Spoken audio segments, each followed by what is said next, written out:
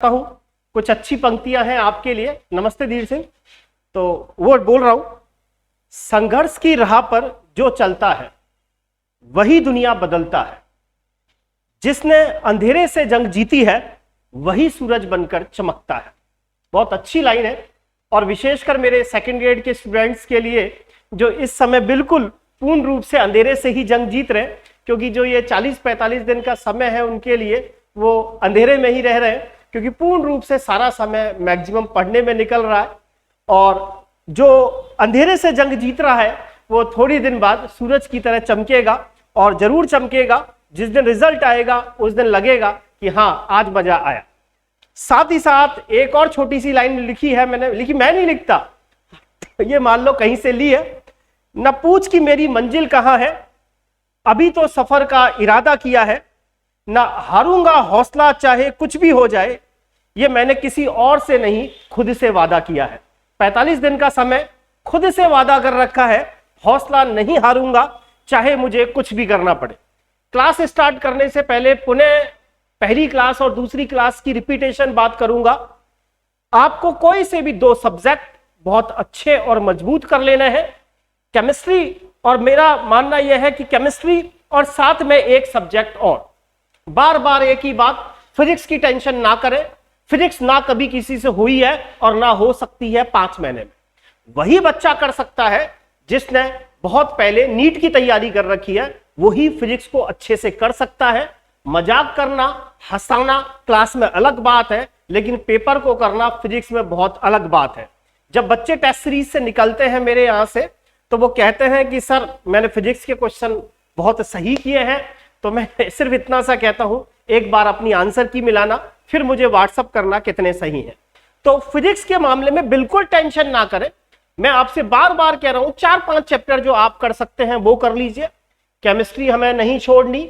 Botany zoology में से एक सब्जेक्ट आपका ऐसा होना चाहिए जो बड़ा शानदार हो। आज की जो रिपीटेशन क्लास है उसके अंदर क्लास नंबर 1 और क्लास नंबर 2 में जो मैंने टॉपिक्स लिए हैं उनको रिपीट करूंगा, और साथ ही साथ क्लास नंबर 3 जो हमारी आज स्टार्ट होगी वो पॉलीमर स्टार्ट होगी। देखिए, बहुलक के ऊपर एक क्वेश्चन आता है, केमिस्ट्री इन एवरीडे लाइफ पर 2 क्वेश्चन आते हैं, और बायोमोलिक्यूल्स पर 2 क्वेश्चन आते हैं। कुल मिलाकर ये जो 3 टॉपिक है इनसे 5 से 6 क्वेश्चन आते हैं। इसके बाद मैं जो अगला टॉपिक लूंगा वो सरफेस केमिस्ट्री लूंगा, वो आपको 2 या 3 क्वेश्चन देगा। उसके बाद मैं मेटलर्जी लूंगा, वो आपको 1 या 2 क्वेश्चन देगा। ये 4-5 जो चैप्टर है ये महज 30-30 मिनट के चैप्टर्स हैं। आप राजस्थान बोर्ड की बुक को अपने सामने रखें और अपने आप आपको लगेगा कि ये सारे क्वेश्चंस या सारे पेपर्स हमसे सॉल्व हो रहे हैं। साथ ही साथ अपने दिमाग में एक बात और ध्यान रखें, जो हमारा रीट माध्यमिक शिक्षा बोर्ड का पेपर था और अजमेर का जो पेपर, जो हमारा आरपीएससी का जो पेपर है, इसका एक स्पेसिफिक सीक्वेंस है।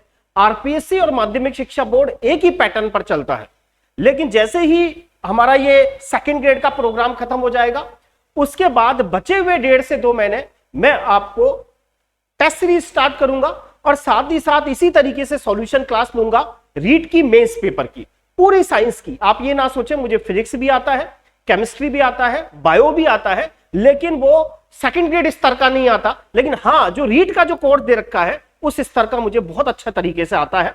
तो आप बेफिक्र रहें, ये तीनों टॉपिक्स हम 17, जैसे ही आप 24 दिसंबर को फ्री हो जाएंगे उसके बाद हमें 1.5 महीने का समय मिलेगा, तो इसी सीक्वेंस में मैं इन्हीं क्लासों को स्टार्ट करूंगा। जो स्टूडेंट अभी हाल में नए जुड़े हैं वो एनएम क्लासेस के ऐप पर जा सकते हैं। एनएम क्लासेस का इस तरह का मोनोग्राम है, आप प्ले स्टोर पे जाएंगे, वहां जा सकते हैं, वहां से आप टेस्ट सीरीज भी ले सकते हैं, और चाहे तो ये जो मैं रोज क्लासेस लेता हूं उसका एक फोल्डर बना हुआ है वो भी आप ले सकते हैं। तो अपन आज की क्लास स्टार्ट करेंगे, और जो मैंने दोनों पेपरों पर बताया है उसी से रिलेटेड है। साथ ही साथ जितने भी मैं क्वेश्चन करा रहा हूं वो सब आपसे आरपीएससी में पूछे हैं, चाहे वो सेकंड ग्रेड में पूछा हो, चाहे फर्स्ट ग्रेड में पूछा हो, चाहे संस्कृत डिपार्टमेंट में पूछा हो। आज का जो क्वेश्चन नंबर 1 हम स्टार्ट कर रहे हैं वो प्रोटीन की स्ट्रक्चर पर है। जब भी आप खाना खाएंगे, मेरी क्लासेस आपको खाना खाते समय देखनी है बस। ये मान लीजिए खाने वाली क्लास, इसका नाम है खाने वाली क्लास। जो मैं कह रहा हूं उसको खाना खाते समय सुबह और शाम सुनना है। अगला जो पहले नंबर का क्वेश्चन है वो प्रोटीन की स्ट्रक्चर पर बेस है। पहले ही मैं आपको बता चुका कि प्रोटीन जो होते हैं उनमें 4 तरह की स्ट्रक्चर होती है। कुछ प्रोटीन तो ऐसे होते हैं जिनमें प्राइमरी स्ट्रक्चर होती है, कुछ प्रोटीन ऐसे होते हैं जिनमें सेकेंडरी स्ट्रक्चर होती है, कुछ प्रोटीन ऐसे होते हैं जिनमें तृतीयक संरचना होती है, और कुछ प्रोटीन ऐसे होते हैं जिनमें चतुर्थक संरचना होती है। इस बेसिस पर आरपीएससी अब तक 2 तरह का क्वेश्चन पूछ के आई है। अगर आपसे सिंपल बात करें कि इस प्रकार का प्रोटीन है जिसमें एमिनो अम्लों का एक विशिष्ट क्रम है, एमिनो अम्लों का एक विशिष्ट क्रम है, एमिनो अम्लों का एक विशिष्ट क्रम है, तो वो प्रोटीन की कौन सी संरचना है? तो आप सबको तुरंत याद आ जाना चाहिए, जिसमें एमिनो अम्लों का एक विशिष्ट क्रम होगा, किसी तरह के बॉन्ड की बात नहीं करेगा, लैंग्वेज में सिंपल बोलेगा, एमिनो अम्लों का एक स्पेसिफिक सीक्वेंस होता है, वो प्रोटीन की कौन सी संरचना होती है? प्राइमरी स्ट्रक्चर होती है। लेकिन मैंने आपसे कहा ये जो एमिनो एसिड्स हैं इनके अंदर हाइड्रोजन बॉन्डिंग बनने के कारण प्रोटीन की स्ट्रक्चर हेलिकल हो जाती है, या मैंने आपसे कहा बीटा प्लेटेड स्ट्रक्चर हो जाती है, ये प्रोटीन की सेकेंडरी स्ट्रक्चर होती है। आपसे आरपीएससी संस्कृत डिपार्टमेंट में यही क्वेश्चन पूछा गया, प्रोटीन की जो हेलिकल स्ट्रक्चर बनती है, प्रोटीन की जो सीढ़ी नुमा संरचना बनती है, हेलिकल स्ट्रक्चर बनती है, वो उसके अंदर कौन सी बॉन्डिंग पाई जाती है? तो अभी अभी मैंने कहा प्रोटीन की जो सेकेंडरी स्ट्रक्चर बनती है उसके अंदर कौन सी बॉन्डिंग पाई जाती है? हाइड्रोजन बॉन्डिंग पाई जाती है। अच्छे से क्वेश्चंस को याद करेंगे।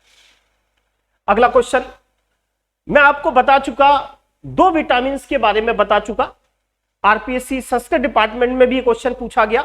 सारे क्वेश्चन आरपीएससी के हैं कहीं ना कहीं। हमने बात की परनीसियस एनीमिया, विटामिन बी12 की कमी से पड़ा परनीसियस एनीमिया होता है।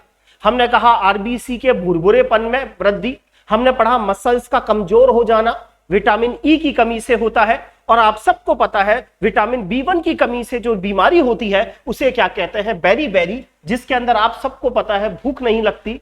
कई बार जब आप डॉक्टर के पास जाते हैं और कहते हैं कि साहब बच्चे को भूख नहीं लग रही, तो आपको विटामिन बी जो बी कॉम्प्लेक्स है उसकी गोलियां देता है। विटामिन बी1 की कमी से जो बीमारी होती है उस बीमारी का आप सबको पता है नाम क्या है? बेरी बेरी, और विटामिन बी1 का ही दूसरा नाम क्या है? Thyroid. Next question, sucrose. Sucrose, अब सुक्रोज के ऊपर आरपीएससी हमेशा हमसे 3 क्वेश्चन पूछती है।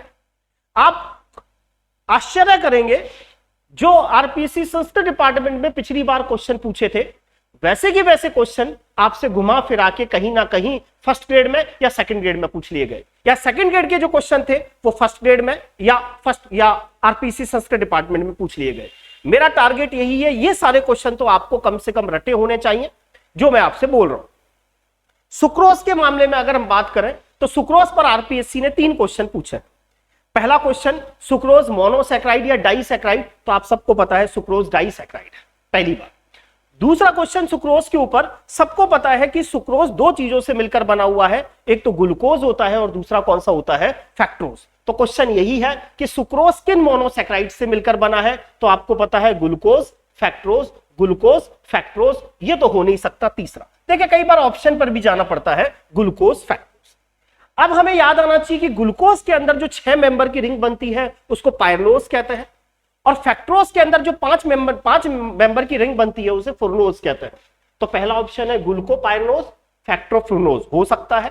ग्लूकोपायरनोज फैक्ट्रोपायरनोज, ये तो हो ही नहीं सकता। क्यों नहीं हो सकता? क्योंकि फैक्ट्रोज पायरनोज थोड़ी है, फैक्ट्रोज में 5 मेंबर की रिंग थोड़ी है, बल्कि कौन सी है? फुर्नोज। अब आपको फाइनली याद करना है कि सुक्रोज जिन 2 मोनोसैकेराइड इकाइयों से मिलकर बनता है उसमें जो ग्लूकोज होता है वो तो होता है अल्फा डी ग्लूकोज, और फैक्ट्रोज कौन सा होता है? Beta D fructose. इसीलिए जो इसका आंसर है वो आपने आरपीएससी ने क्या माना? चौथा आंसर इसका क्या?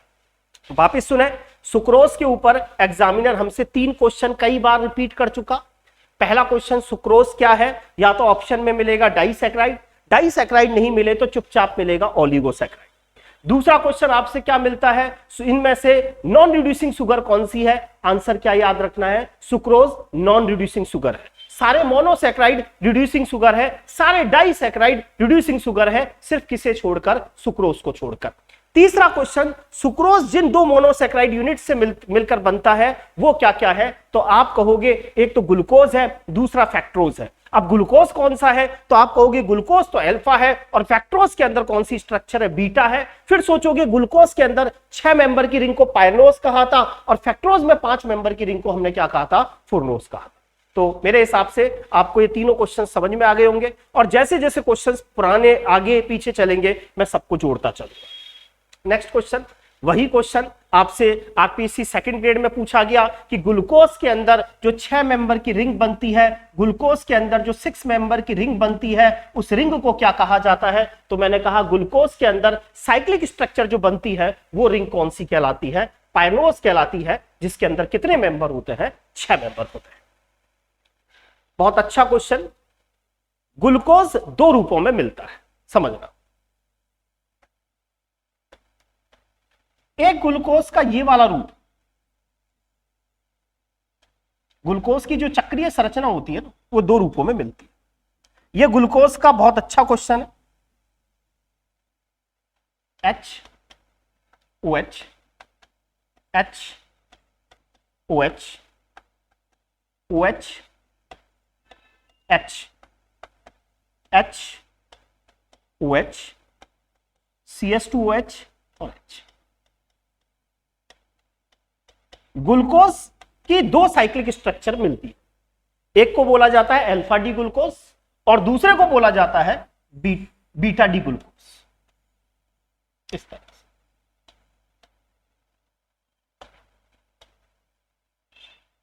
OH H H OH OH H H OH। खाना खाते समय कुछ नहीं करना है, बनाना नहीं है, राजस्थान बोर्ड की बुक सामने रखनी है खाली, बस उसी को ही देखना। सोचेंगे कि ग्लूकोज की ये स्ट्रक्चर ग्लूकोज की हॉवर्थ स्ट्रक्चर कहलाती है।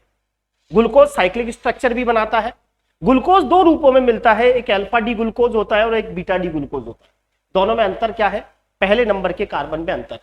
इसमें H ऊपर है, OH नीचे है, जबकि इसमें OH ऊपर है और H नीचे है। इस वाले कार्बन को एनोमेरिक कार्बन कहा जाता है, इस वाले कार्बन को एनोमेरिक कार्बन कहा जाता है।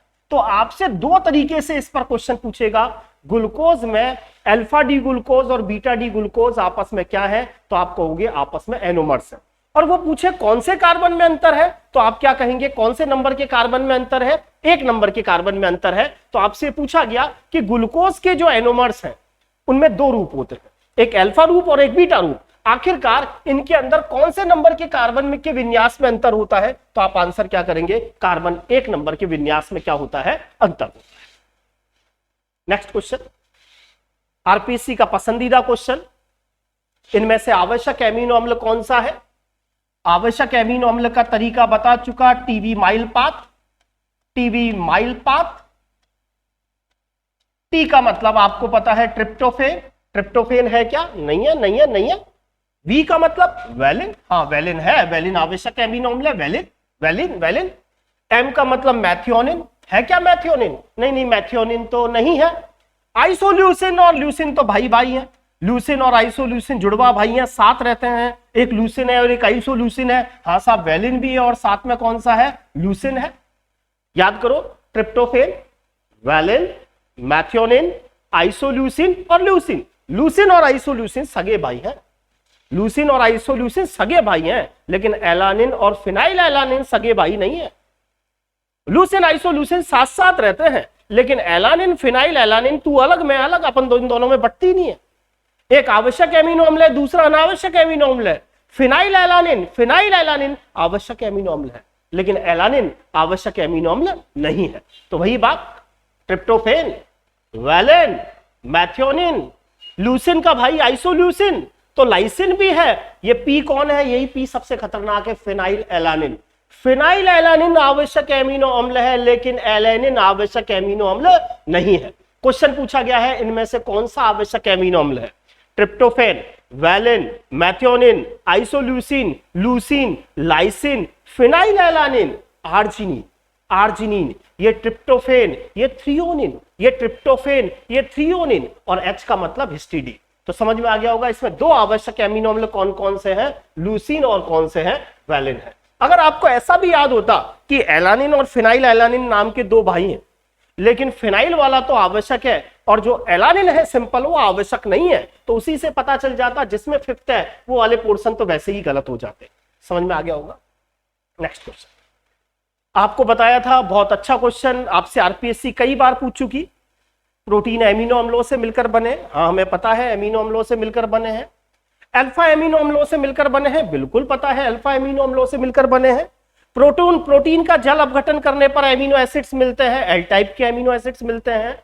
सारे एमिनो एसिड ऑप्टिकल एक्टिव होते हैं, सिर्फ किसको छोड़कर ग्लाइसिन को छोड़कर। आपसे पूछा गया इनमें से वो कौन सा एमिनो अम्ल है जो प्रकाशिक सक्रिय नहीं होता, तो मैंने आपसे कहा था ग्लाइसिन। ग्लाइसिन एक ऐसा एमिनो अम्ल है जो प्रकाशिक सक्रिय नहीं होता। सोचेंगे एमिनो अम्ल तो साहब अम्ल तो होगा, साथ में अल्फा पोजीशन पर एमिनो, इसीलिए नाम बना एमिनो अम्ल। इसी पोजीशन पर अगर H भी लगाओ और इसी पोजीशन पर H भी लगाओ तो ये वाला कार्बन तो किरेल है नहीं, इस स्ट्रक्चर को ग्लाइसिन कहते हैं। और आप सबको पता है कि ग्लाइसिन क्या नहीं होती, प्रकाशिक सक्रिय एमिनो एसिड्स नहीं है। एक बात और, अगर आप सबको क्लासेस अच्छी लग रही हैं, पसंद आ रही है, तो आप इसको ज्यादा से ज्यादा लाइक करें, ज्यादा से ज्यादा शेयर करें, जितना आप कर सकते हैं डिफरेंट टाइप्स के ग्रुप्स में आप इसको भेजें, क्योंकि हमें भी अच्छा लगता है जितने स्टूडेंट जुड़ते हैं।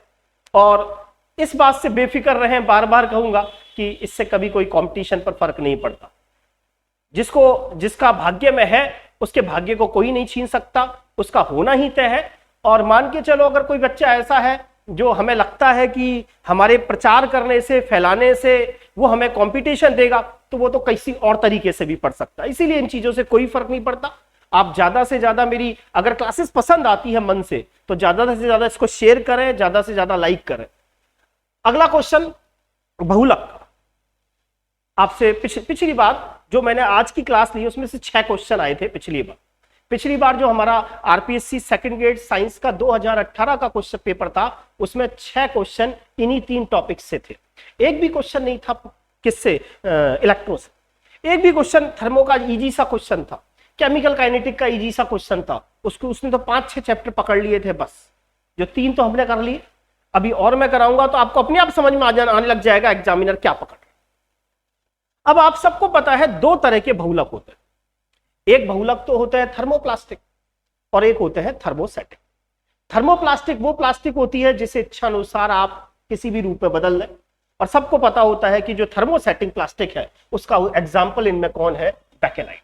बैकेलाइट आप सबको पता है थर्मोसेटिक प्लास्टिक का उदाहरण, जबकि पॉलीथीन, पीवीसी, पॉलीस्टाइरीन ये सब थर्मोसेटिक बहुलक का उदाहरण है, थर्मोप्लास्टिक का उदाहरण है। और बैकेलाइट आपका थर्मोसेटिंग का उदाहरण है। बहुत अच्छा क्वेश्चन। ये पूरा बहुलक इसमें आ गया। रबड़, कोई सा भी रबड़ हो उसमें 1,3-ब्यूटाडाइन तो जरूर हो। 1,3-ब्यूटाडाइन, ब्यूटा मतलब 4, डाइईन ये चीज ब्यूटाडाइन। अब आप सबको पता है ये बहुलक है, सबने आइडिया रहता है ये पॉलीमर। सभी बहुलक छोटी छोटी इकाइयों से मिलकर बने होते हैं, जिसे आप सबको पता है एकलक कहते हैं। सबसे पहले हम प्राकृतिक रबड़ की बात कर रहे हैं। प्राकृतिक रबड़ आपको पता है प्लांट से मिलता है। प्लांट का नाम ब्राजील में मिलता है, हीविया ब्रांजिलिसिस करके है शायद। और प्राकृतिक जो रबड़ होता है, प्राकृतिक रबड़ चाहे कोई सा भी रबड़ हो, उसमें ब्यूटाडाइन तो होगा। लेकिन प्राकृतिक रबड़ में क्या होता है, इस 2 नंबर पर मैथिल लगा होता है, 2 नंबर पर मैथिल, इसे कहता है आइसोप्रीन। इसे क्या बोलते हैं, आइसोप्रीन। आईयूपीएसी नेम आप सब जानते हो, 1 2 3 4 ब्यूटाडाइन, 2 नंबर पर मैथिल लगा। तो प्राकृतिक जो रबड़ है उसके अंदर जो एकलक इकाइयां है उसे बोलते हैं 2-मेथिल-1,3-ब्यूटाडाइन। दूसरा है नियोप्रीन। अब देखिए ये जो प्राकृतिक रबड़ है ना, प्राकृतिक रबड़, इसमें जो इकाई है जिसे आप आइसोप्रीन कहते हैं, ये 2 तरह से जुड़ सकती है।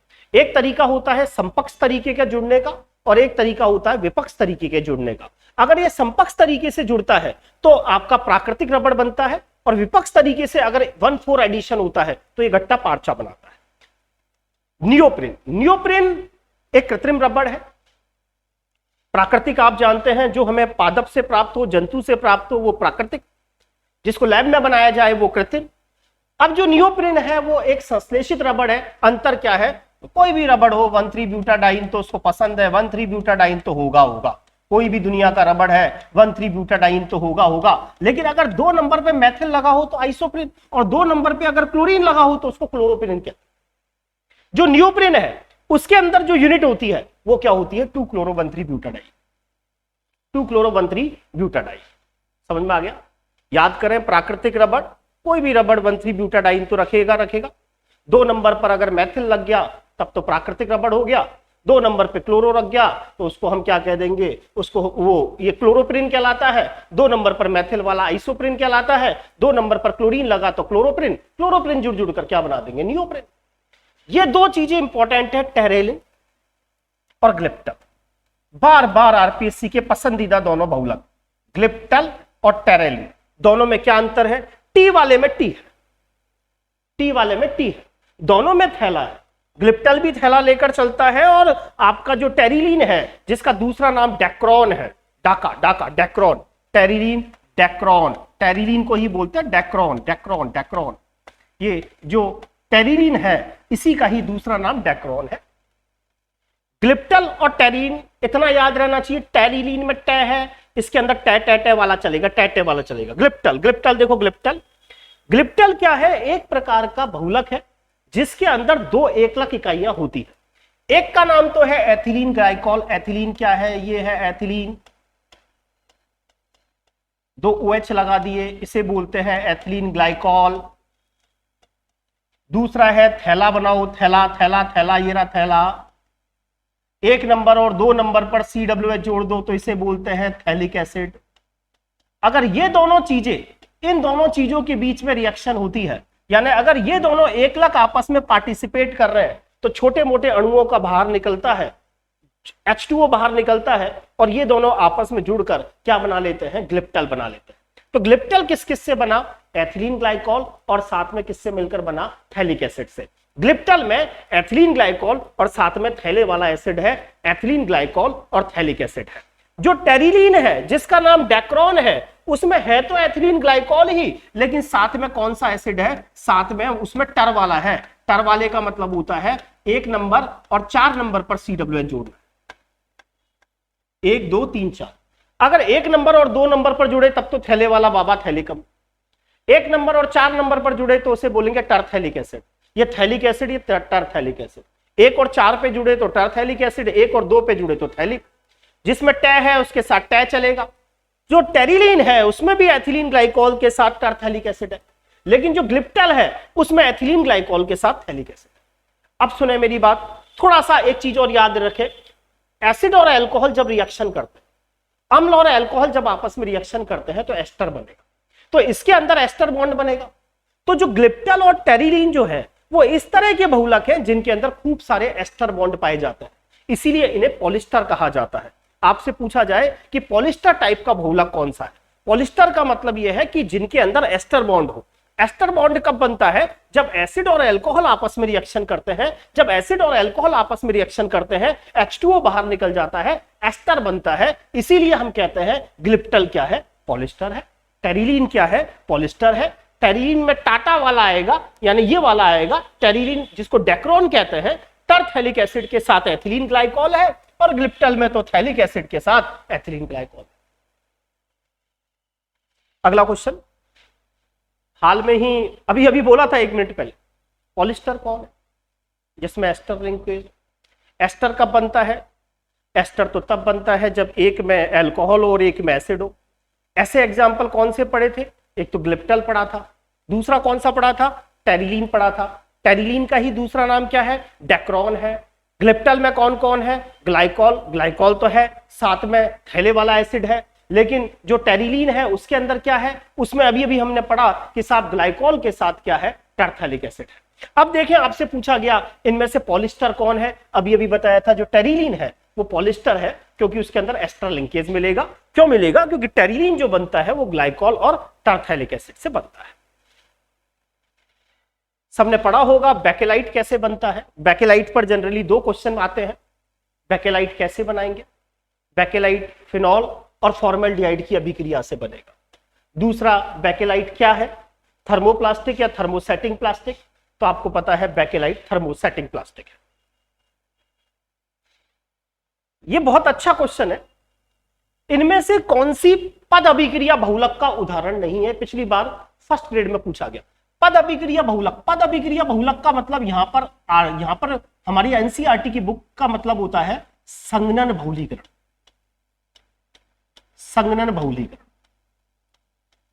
इनमें से कौन सी रिएक्शन संगनन बहुलीकरण का उदाहरण नहीं है?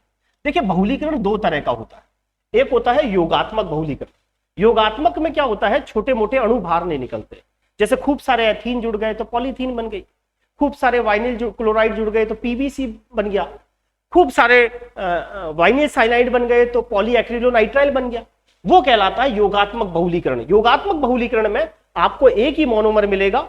आपको जैसे मैंने कहा पॉलीथीन बनी, तो आपने सोचा पॉलीथीन किससे बनी, खूब सारे एथीन जुड़े, तो किसी प्रकार का कोई छोटा मोटा अणु बाहर नहीं निकलता, वो कहलाता है योगात्मक बहुलीकरण। लेकिन आपको लगे कि इसके अंदर दो अलग अलग तरह के एक अलग भाग ले रहे हैं, दोनों में क्रियात्मक समूह अलग अलग है, दोनों में से कोई ना कोई रिएक्शन होगी, छोटा मोटा अणु पानी अमोनिया बाहर निकलेंगे, तो वो संगनन बहुलीकरण के उदाहरण होते हैं।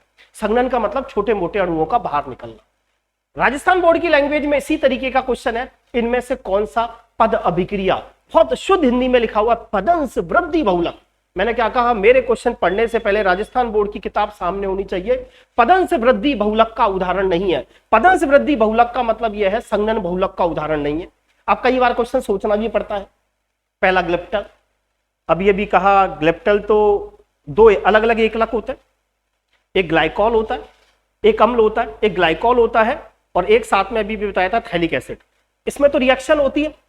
तो अगर आपको लगे कि दो मोनोमर भाग ले रहे हैं, दो अलग अलग एकलक भाग ले रहे हैं जिनमें दोनों में क्रियात्मक समूह अलग अलग है, तो वो संगनन बहुलीकरण का उदाहरण है। जैसे ग्लिप्टल है, ये संगनन बहुलीकरण का उदाहरण है। क्यों? क्योंकि एक तो इसमें अल्कोहल है, दूसरा एसिड है। डेक्रोन, डेक्रोन तो टेरिलीन का नाम है, उसमें भी अल्कोहल और साथ में एसिड है, वो बात अलग है। टेक्रोन को टेरिलीन कहते हैं, टेट्राथैलिक एसिड है। नाइलॉन 6 सबको पता होता है, हेक्सामेथिलीन डाइएमीन के साथ एडिपिक एसिड है, तो हेक्सामेथिलीन डाइएमीन अलग, एडिपिक एसिड अलग, तो दो अलग अलग क्रियात्मक समूह हो गए। तो एक ही आंसर रह गया पॉलीमेथिल मेथिक्रेट। कई बार कट भी करने पड़ते हैं। अगला क्वेश्चन, टिंचर आयोडीन क्या है?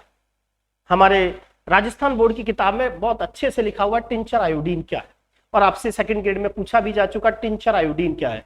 टिंचर आयोडीन का मतलब आयोडीन तो होगा, और साथ में आयोडीन को किस में मिलाया जाएगा, अल्कोहल में। तो अल्कोहलिक सॉल्यूशन ऑफ आयोडीन आपका टिंचर आयोडीन कहलाता है।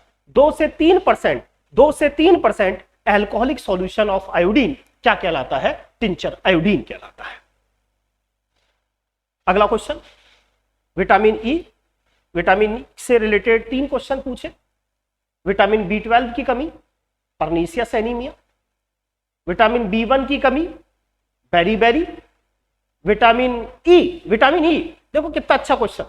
आरबीसी का भुरभुरेपन में वृद्धि, मांसपेशियों का कमजोर होना विटामिन ई कहलाता है। तो विटामिन ई का वैज्ञानिक नाम पूछ लिया एक बार, टोकोफेरॉन। टेफ्लॉन किससे मिलकर बनता है? तो सबको पता है टेफ्लॉन नॉन स्टिकी बर्तन में काम आता है। टेफ्लॉन कैसे बनेगा खुद ही सोचेंगे। सबसे पहले मैं एथीन बना लेता हूं, ethene CH2 double bond CH2, इसके चारों हाइड्रोजन को हटा के 4 फ्लोरीन लगा लेता हूं। ये वाली चीज कहलाएगी टेट्राफ्लोरोएथीन। टेट्राफ्लोरोएथीन, और जब खूब सारे टेट्राफ्लोरोएथीन आपस में जुड़ेंगे तो जो स्ट्रक्चर बनेगी उसे आप क्या कहते हैं, टेफ्लॉन कहते हैं। तो टेट्राफ्लोरो जो एथीन है उससे जो बहुलक बनता है उसे हम क्या कहते हैं, टेफ्लॉन कहते हैं। मेरे हिसाब से आपको क्लासेस अच्छी लगनी चाहिए, क्योंकि मैं भी इसके अंदर पूरी मेहनत कर रहा हूं, और मेरा मन भी यही है कि किसी भी तरीके से आप लोग जरूर इस बार सेलेक्ट हो। कौन सी कुछ क्वेश्चंस रिपीट करने के लिए, ग्लूकोज की रिएक्शन है। याद नहीं आए तो दूसरे नंबर की क्लास वापस देखें। ग्लूकोज में अगर ब्रोमीन वाटर डालते हैं तो ग्लूकोज का जो एल्डिहाइड वाला ग्रुप है CHO ग्रुप, वो COH में बदलता है। याद आना चाहिए तुरंत, याद आ जाना चाहिए तुरंत, CHO याद आना चाहिए तुरंत। खाना खाते समय रुक जाओ, 2 मिनट पानी पी लो, याद नहीं आ रहा तो फिर सोचो, फिर खाना खाओ। आया होगा ध्यान। ग्लूकोज, ब्रोमीन जल, तुरंत याद आना चाहिए कि ब्रोमीन जल तो ऐसा है केवल इस एल्डिहाइड का ही ऑक्सीडेशन करता है। आया ध्यान? कौन सा बनता है, ग्लूकोनिक एसिड। कंसंट्रेट HNO3 याद करो, इसको भी मारेगा, इसको भी मारेगा, इसको भी एसिड में बदलू, इसको भी एसिड में बदलू, सैक्रिक एसिड। याद करो phenyl hydrazine. Glucose phenyl hydrazine के कितने अणु काम में लेता है, 3, और क्या बना लेता है, ओसाजो। अच्छा, तुरंत याद आना चाहिए कि ग्लूकोज के अंदर 6 कार्बन पाए जाते हैं, कौन सी रिएक्शन है? याद करेंगे HI के साथ। HI ठेकेदार है एल्केन बनाने का, नॉर्मल हेक्सेन बनेगा। अरे 4 रिएक्शन याद हो गई, 5वीं भी हो गई, 6ठी भी लास्ट बच गई। याद करेंगे कि ग्लूकोज के अंदर एल्कोहलिक ग्रुप है। इसका पता कैसे चलता है? इसका एसिटिलीकरण करा लो, H हटा दो, यहाँ एसीटेट ग्रुप लगा दो। एसिटिक एनाइड्राइड के साथ कराई थी। इससे पता चलता है कि ग्लूकोज के अंदर 5 OH ग्रुप पाए जाते हैं, ग्लूकोज के एसिटिलीकरण रिएक्शंस।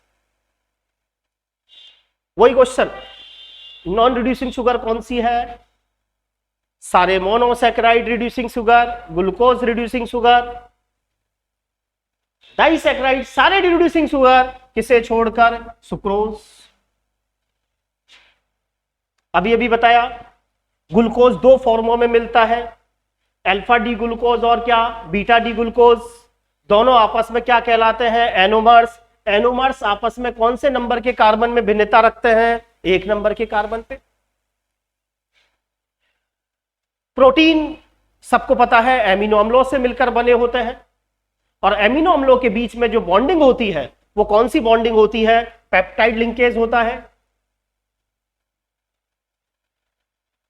कौन सी दवा पीड़ा हारी?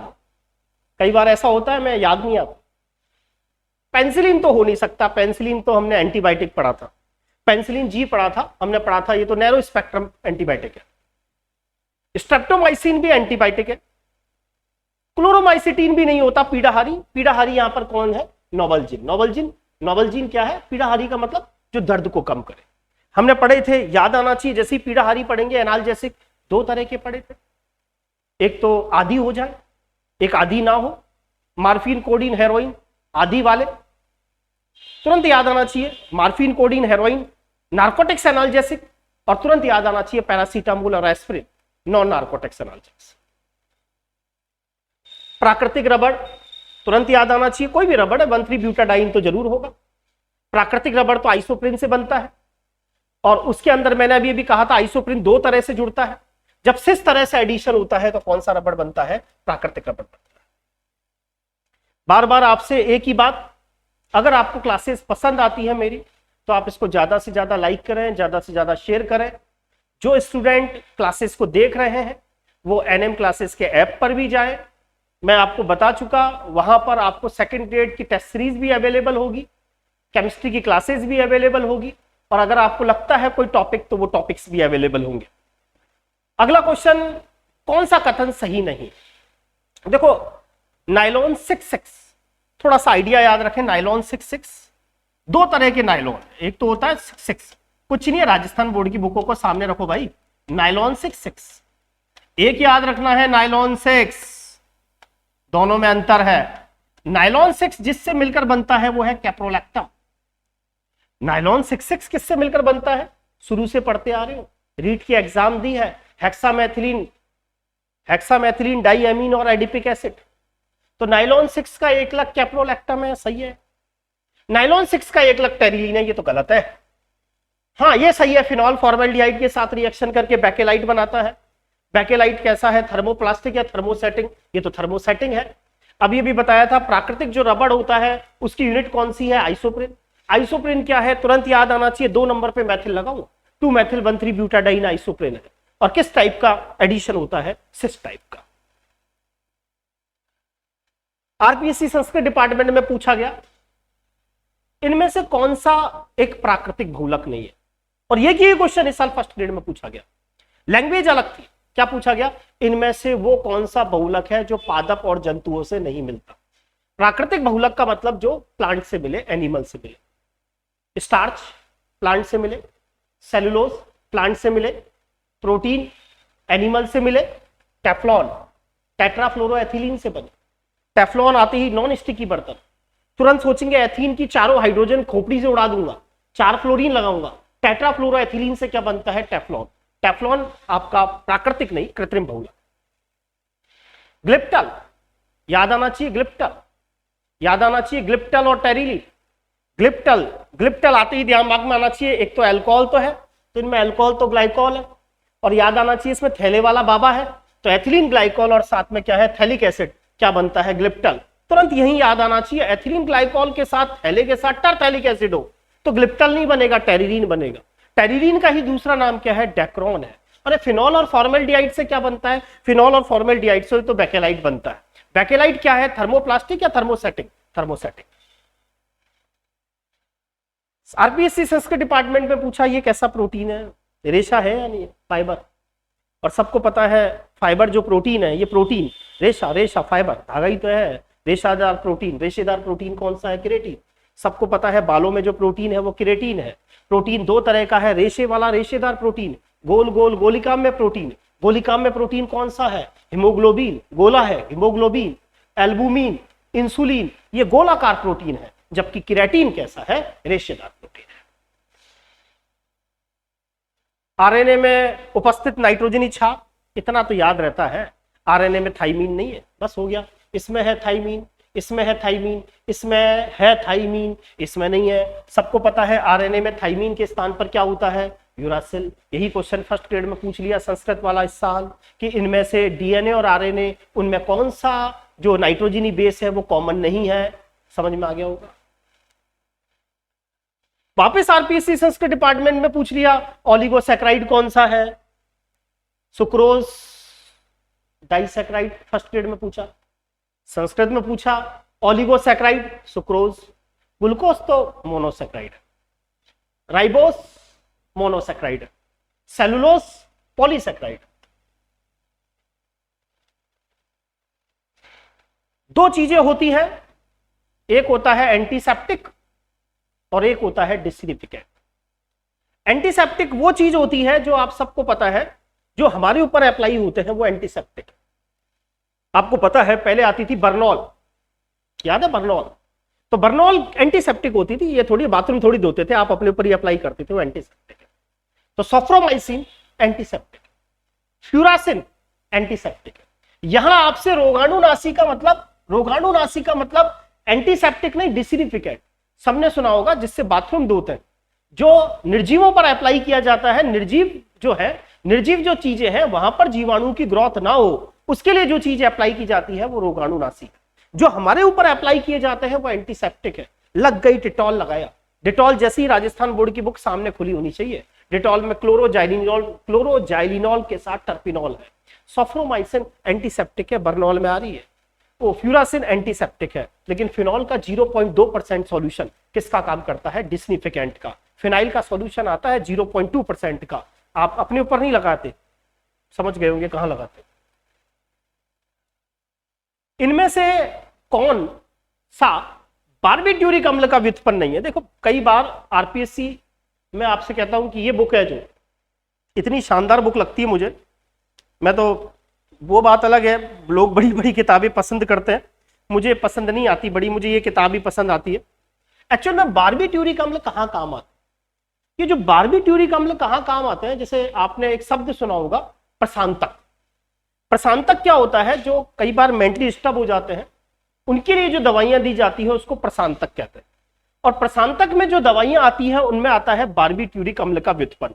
बाकायदा लिखा हुआ है, वेरोनल, एमीटल, नेम्बुटल, ये तीनों की तीनों बार्बिट्यूरिक अम्ल के व्युत्पन्न है। इक्वेनिल बार्बिट्यूरिक अम्ल का व्युत्पन्न नहीं। कोई बात नहीं, याद नहीं हो रहा, कोई बात नहीं, इतना इंपॉर्टेंट भी नहीं। पिछली बार संस्कृत में पूछा है तो वो क्वेश्चन मैं आपको जरूर कराऊंगा। आपसे पूछा सेकंड ग्रेड में, ग्लाइकॉल और थैला, तुरंत याद आ जाना चाहिए। ग्लाइकॉल और थैलिक एसिड किसमें होता है? ग्लेप्टल। डैक्रोन मत कर देना, डैक्रोन तो टेरेलीन है, उसमें टरथैलिक एसिड। ग्लाइकॉल तो है, टरथैलिक एसिड है। पिछली बार 2018 में पूछा, वो उस दवाई को क्या कहते हैं जो बुखार को कम करती है? पहला बार्बिट्यूरेट तो हो नहीं सकता। पूर्तिरोधी, पूर्तिरोधी होती है एंटीसेप्टिक, ये भी नहीं हो सकता। प्रतिजैविक एंटीबायोटिक है। Pyretic, pyretic, pyretic, pyro, pyro शब्द ही ताप के लिए होता है कि वो दवाइयां जो बुखार को कम करती हैं उनको हम एंटीपायरेटिक कहते हैं। याद करें, एंटी फर्टिलिटी पर क्वेश्चन, दो एग्जाम्पल है, दोनों आपसे पूछे जा चुके। आरपीएससी ने पूछा इनमें से एंटी फर्टिलिटी ड्रग कौन सी? हम कहेंगे नॉरहेथेंड्रॉन। आरपीएससी संस्कृत डिपार्टमेंट ने पूछा इनमें से एंटी फर्टिलिटी ड्रग कौन सी है? तो देखो टप्पे भी लगाने पड़ते हैं। एस्पार्टेम, एस्पार्टेम तो स्वीटनिंग एजेंट है, मीठा करता है। सॉफ्रोमाइसिन तो हो ही नहीं सकता, सॉफ्रोमाइसिन तो एंटीसेप्टिक है। इसका आंसर है नोवेस्ट्रॉन। नोवेस्ट्रॉन, नोवेस्ट्रॉन और आपके नॉरएथिड्रोन दोनों एंटी फर्टिलिटी ड्रग है। उम्मीद करता हूं आज की ये 30-35 मिनट की क्लास आपके लिए इंपॉर्टेंट रहेगी और आपसे बार बार यही कहना, अगर आपको क्लास पसंद आती है तो आप इसको ज़्यादा से ज़्यादा लाइक करें और ज़्यादा से ज़्यादा चैनल्स मतलब ज़्यादा से ज़्यादा लाइक, ज़्यादा से ज़्यादा सब्सक्राइब, और जो स्टूडेंट मेरे ऐप जो जुड़े हैं इन पर वो एनएम क्लासेस के ऐप को सब्सक्राइब करें, एनएम क्लासेस के ऐप को डाउनलोड करें, आपको उसमें काफ़ी सारी चीज़ें और मिलेंगी। और अब अपना जो नेक्स्ट टॉपिक होगा परसों, ये तीनों टॉपिक्स हमारे हो गए। परसों जो होगा, परसों हम स्टार्ट करेंगे सरफेस केमिस्ट्री। एक बार इस महीने के अंदर अंदर मैं आपकी पूरी केमिस्ट्री करा दूंगा और उसके बाद लास्ट के जो 10 दिन चलेंगे उनके अंदर मैं आपको जितने भी क्वेश्चंस हैं वो मेरी कोशिश रहेगी रिपीट करो। जैसे अब मैं आपको परसों जो चालू करूंगा वो सरफेस केमिस्ट्री चालू करूंगा। सरफेस केमिस्ट्री खत्म होते ही उसके बाद फिर मैं चारों को वापस रिवाइज कराऊंगा, फिर मेटलर्जी लूंगा, फिर पांचों को रिवाइज कराऊंगा। इस तरीके से धीरे धीरे करके इस महीने में मैं पूरी केमिस्ट्री याद कराने की पूरी कोशिश करूंगा। थैंक यू आज के।